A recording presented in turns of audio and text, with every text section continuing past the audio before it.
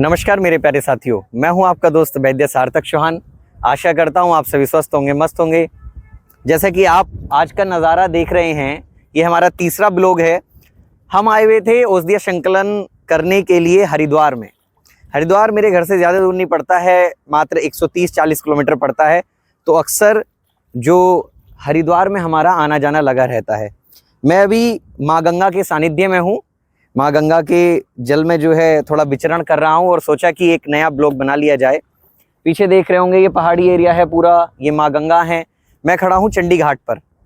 मेरे प्यारे साथियों, ये ब्लॉग बनाने का उद्देश्य है कि आयुर्वेद के मतानुसार कई बार रोगी मानसिक रोगी होता है शारीरिक रोगी होने के साथ साथ। तो ऐसे में एक सबसे अच्छी जो पद्धति है ट्रीटमेंट करने की, वह है कि रोगी थोड़ा घूमे, थोड़ा जाने पहचाने, जलवायु का परिवर्तन करे। तो अक्सर हमारे ये निजी अनुभव भी रहे हैं और ये मैं आप तक पहुंचाना भी चाहूँगा कि जब आप चिंताग्रस्त हो, अवसाद में हो, किसी टेंशन में हो, किसी बीमारी को लेकर के बहुत ज़्यादा परेशान हो, तो मैं आपको बता देना चाहता हूँ कि माँ गंगा का जो सानिध्य है वो बहुत सारे रोगों में औषधियों का काम करता है। जैसा कि आप सभी ने देखा होगा, हिंदू धर्म में माँ गंगा की बहुत ज़्यादा जो है पूजा होती है, आरतियाँ होती हैं।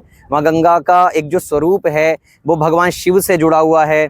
और बहुत सारी चीज़ें जब आप इनकी कथाएं सुनते हो तो उसमें कहीं ना कहीं एक चीज़ आती है कि हिमालय से जो बहती हुई आती हैं माँ गंगा, हिमालय क्षेत्रों में सबसे ज़्यादा औषधीय पौधे होते हैं।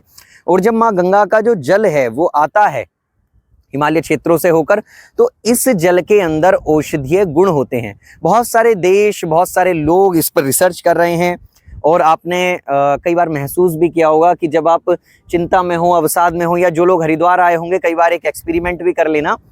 जब सारी जगह चंडी देवी, मनसा देवी या इन सारी जो घूमने और दर्शनार्थ करने के लिए जो जगह स्थान है, इनसे जब आप थक जाते हो तो आकर के हर की पैड़ी पर बैठ जाओ, थोड़ी देर माँ गंगा में पैर अपने डुबा करके बैठ जाओ। आप देखेंगे कि सारी थकान, सारी चिंताएं ऐसा हो गई हैं जैसे थोड़ा दूर चली गई हों।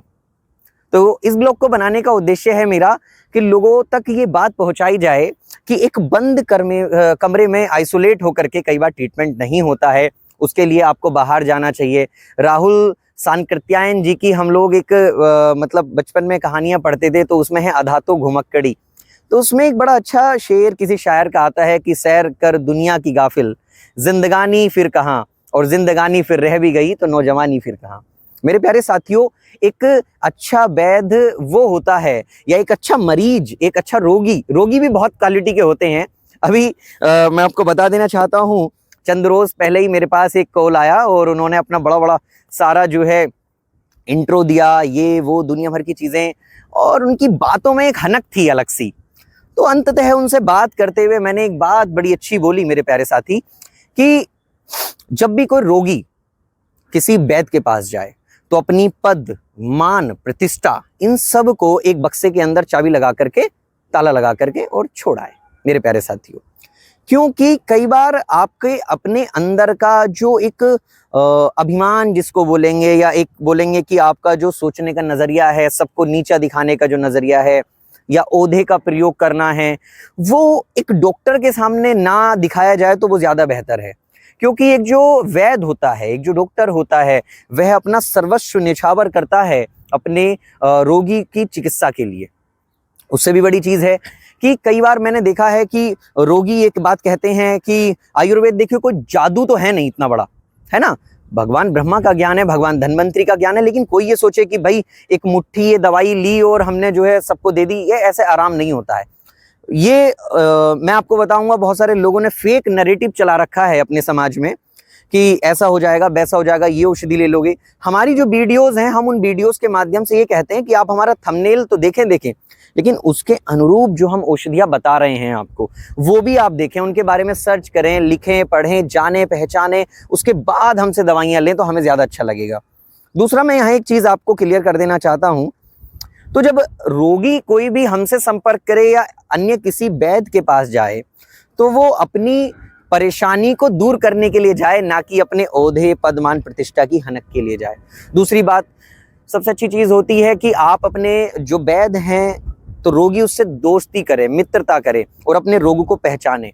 और हरिद्वार जो लोग आए होंगे, मैं पुनः आपसे एक बात बोलूँगा, हरिद्वार में बहुत सारी औषधियाँ बहुत अच्छे रेटों पर आपको मिल जाती हैं। आपको यहाँ कुछ संपूर्ण भारतवर्ष के यहाँ लोग मिलते हैं, आप सीखते हैं, जानते हैं, पहचानते हैं। और यदि आप किसी भी विशेष रोग के रोगी हो चुके हैं, जैसे मान लीजिएगा जैसे आपने देखा होगा आजकल किडनी फंक्शन फेलियर बहुत ज़्यादा हो रहा है, हार्ट के पेशेंट बहुत ज़्यादा हैं, सेक्सुअल डिसीज़ तो है ही है। तो इन सब के पीछे कहीं ना कहीं आपकी सामर्थ्य जो है असमर्थ हो गई है। शरीर की जो सामर्थ्य है वो असमर्थता की तरफ है, जिसके फलस्वरूप आपको रोग हो रहा है। तो उसके लिए मैं सबसे अच्छा बोलूँगा कि जलवायु परिवर्तन जरूर करें। जो हमारे जो वैद्य हैं, हमारे जो हमारे साथी हैं, जो लोग चिकित्सा जगत में अपना कार्य कर रहे हैं और अच्छे से अपना जीवन निर्वाह कर रहे हैं, और उनके पास कोई रोगी आता है और उसके ऊपर कोई चिकित्सा प्रणाली असर नहीं कर रही है उतने अच्छे तरीके से, तो आप सबसे अच्छी चिकित्सा मैं बताता हूं कि आप उसकी जलवायु परिवर्तन जरूर करें। क्योंकि कई बार अभी हाल फिलहाल में मेरे पास कुछ केसेस आए थे, तो वो गुजरात के कुछ उन क्षेत्रों से थे जो समुद्र किनारे हों, तो वहाँ आर्द्रता बहुत है, तो वहाँ औषधियाँ उतने अच्छे से, जो औषधियाँ हमारे उत्तराखंड यूपी वालों पर, झारखंड वालों पर, इन पर असर कर देती हैं, छत्तीसगढ़ वालों पर, वो उधर महाराष्ट्र का जो समुद्री एरिया है या जो गुजरात का समुद्री एरिया है उन पर नहीं कर पाती है। इसके पीछे का भी बेसिक रीज़न कहीं ना कहीं जलवायु ही है। तो माँ गंगा का सानिध्य है। आज मुझे लगा कि आप लोगों तक कुछ जानकारी पहुंचा देनी चाहिए। और देखिएगा, मैं पुनः एक चीज़ आपसे बोलूँगा, जब भी आप आयुर्वेद की शरण में आएँ तो बिल्कुल एक छोटे बच्चे की तरह आएँ। आयुर्वेद एक माँ की तरह है, और इस माँ का प्यार पाने के लिए आपको बच्चा बनना ही पड़ेगा। यदि आप बड़े बन जाएंगे तो आप उस माँ का प्यार इतने अच्छे तरीके से नहीं पा सकते। तो मेरे प्यारे साथियों, हमारे ब्लॉग आपको कैसे लगते हैं?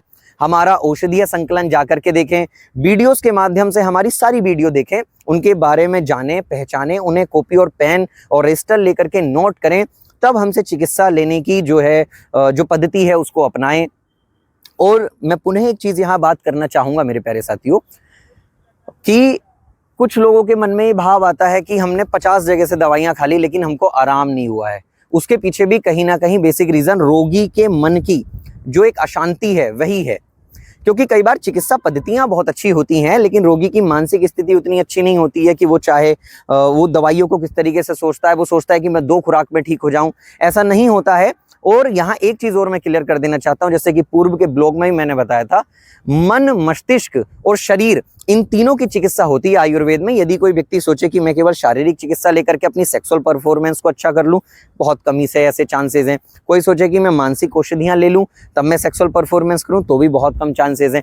तो ऐसा यदि आपको लगता है, या फिर ऐसी कोई प्रॉब्लम, सेक्सुअल डिसीज आपको है जो कई जगह से ठीक नहीं हुई है और अब आप हमसे चिकित्सा लेने के लिए आ रहे हैं, तो मैं आप सभी से एक ही चीज़ का आग्रह करूंगा, और वह आग्रह है कि आप अपने लिए थोड़ा समय जरूर निकालें। अपनी व्यस्ततम जो लाइफ है उसमें से थोड़ा समय निकालें, आयुर्वेद को दें और जगह जगह भ्रमण करें, सीखें, जानें, पहचानें, जलवायु परिवर्तन करें और अपनी समझदारी को थोड़ा सा दरकिनार कर दें।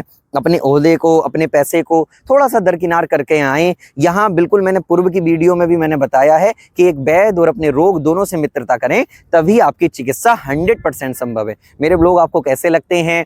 जगह जगह जाकर के हम ब्लॉग बना रहे हैं, और हमसे जो भी आपकी जो कहते हैं कि रुचिकर जो वीडियोस लगती हैं या जो आपके जो टॉपिक्स हैं, आप उन्हें कमेंट करके बता सकते हैं। और हमसे जुड़ने के लिए आपका बहुत बहुत धन्यवाद। माँ गंगा के सानिध्य में आए, जब भी हरिद्वार आए, बहुत अच्छी जगह है, घूमने फिरने के लिए आएँ, यहाँ दर्शन करें। यहाँ बहुत सारे स्थान हैं जो बहुत सालों पुराने हैं, करोड़ों अरबों साल पुरानी, ऐसे कहते हैं कि भारतीय संस्कृति परंपरा को जोड़े हुए है हमारा हरिद्वार। तो पुनः आपका बहुत बहुत आभार, धन्यवाद।